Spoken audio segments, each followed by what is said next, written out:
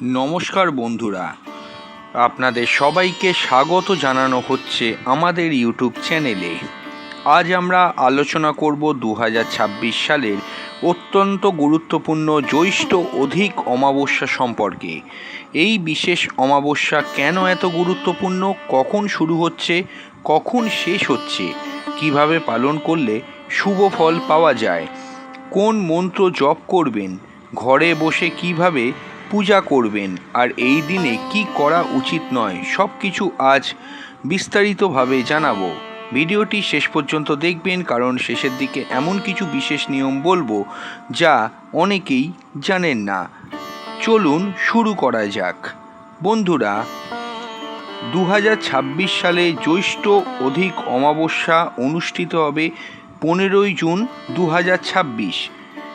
অমাবস্যা তিথি শুরু 14ই জুন দিবা 12:23 এবং তিথি শেষ হবে 15ই জুন সকাল 8:24। তাই যারা এই অমাবস্যা পালন করবেন তারা এই সময় অনুযায়ী ব্রত ও পুজোর পরিকল্পনা করবেন। অমাবস্যা হলো চন্দ্রের সম্পূর্ণ অদৃশ্য হওয়ার তিথি। জ্যোতিষীয় মতে এই সময় মানসিক শক্তি, আধ্যাত্মিক শক্তি এবং সূক্ষ্ম শক্তির প্রভাব অনেক বেশি থাকে। হিন্দু শাস্ত্র অনুযায়ী অমাবস্যা শুধুমাত্র একটি তিথি নয়, এটি পূর্বপুরুষদের স্মরণ, আত্মশুদ্ধি এবং নেতিবাচক শক্তি দূর করার একটি বিশেষ সময়। অধিক মাস অত্যন্ত পবিত্র বলে ধরা হয়।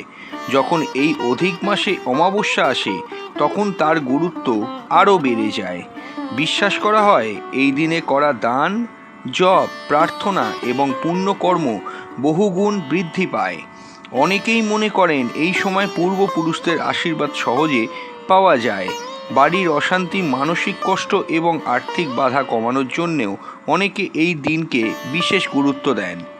এবার জেনে নেওয়া যাক কিভাবে এই দিন পালন করবেন। সকালে ঘুম থেকে উঠে প্রথমেই স্নান করে পরিষ্কার পোশাক পরুন। সম্ভব হলে সাদা অথবা হালকা রঙের পোশাক পরুন। বাড়ির ঠাকুরঘর পরিষ্কার করুন। এরপর একটি প্রদীপ জ্বালান। প্রদীপে তিলের তেল ব্যবহার করলে অনেকেই শুভ মনে করেন। ভগবান বিষ্ণু, শিব অথবা নিজের ইষ্ট দেবতার সামনে বসে প্রার্থনা করুন। তারপর কিছুক্ষণ মন শান্ত রেখে ধ্যান করুন। যদি সম্ভব হয় গরিব মানুষকে খাদ্যদান করুন, পাখিদের খাবার দিন। গাছ লাগানো অথবা দান করাও আজকের দিনে শুভ বলে ধরা হয়। যারা বাড়িতে সহজভাবে পূজা করতে চান তারা এই নিয়ম অনুসরণ করতে পারেন। প্রয়োজনীয় উপকরণগুলি হল ফুল, ধূপ, প্রদীপ, গঙ্গা জল, 5 রকমের ফল, তুলসী পাতা এবং কালো তিল। প্রথমে ঠাকুরের সামনে প্রদীপ জ্বালান। এরপর গঙ্গা জল ছিটিয়ে স্থান শুদ্ধ করুন। তারপর ফুল নিবেদন করুন। এরপর 2 হাত জোর করে নিজের মনের ইচ্ছা বলুন। যদি পূর্বপুরুষদের উদ্দেশ্যে প্রার্থনা করতে চান তাহলে জল অর্পণ করতে পারেন। এরপর কিছুক্ষণ শান্ত মনে বসে থাকুন। এই দিনে সহজ কিছু মন্ত্র জপ করতে পারেন। প্রথম হলো ভগবান শিবের মন্ত্র, যেমন ওং নমঃ শিবায় 108 বার জপ করতে পারেন।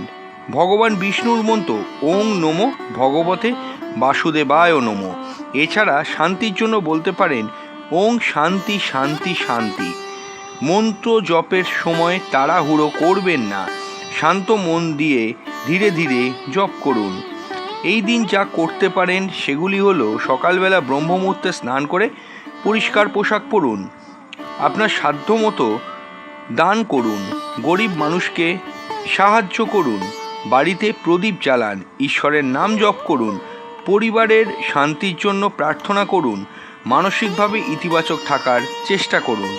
এই দিনে কিছু বিশেষ জিনিস এড়িয়ে চলা ভালো বলে অনেকে মনে করে।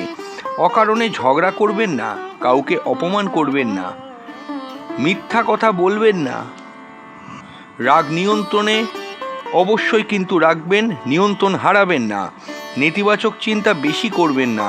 অহেতুক খারাপ কাজ থেকে দূরে থাকুন। জ্যৈষ্ঠ অধিক অমাবস্যা শুধুমাত্র একটি তিথি নয়, এটি নিজের শুদ্ধ করার একটি বিশাল বড় সুযোগ। এই দিনে শুধুমাত্র আচার নয়, মন থেকেও ভালো চিন্তা ও ভালো কাজ করার চেষ্টা করুন। ভিডিওটি ভালো লাগলে লাইক করবেন, শেয়ার করবেন এবং আধ্যাত্মিক বিষয় নিয়ে আরও ভিডিও দেখতে চাইলে চ্যানেলটি সাবস্ক্রাইব করতে ভুলবেন না। নমস্কার।